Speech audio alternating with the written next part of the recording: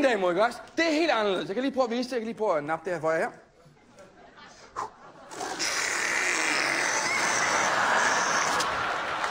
Okay, mand, så kæmper vi!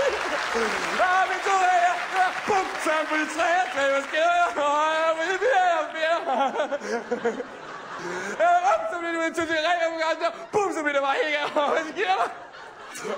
Så kan man gøre det, så kan man prøve at se, hvad det gør, man kan tage rent med her, så sætter sig det her høner, det er bum, så vi træner, når vi laver det igen, hvad sker der?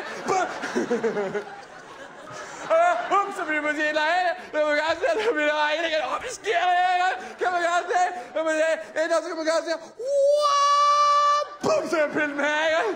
Så vi har rent uden venner.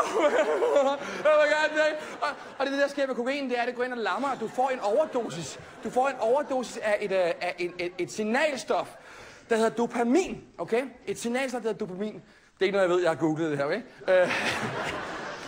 Og det, der er ved det, det er jo, at det her signalstof her, det er sådan et stof, din hjerne får, når den laver de 3 fedeste ting i verden. Det er æde, knalde og slås, okay?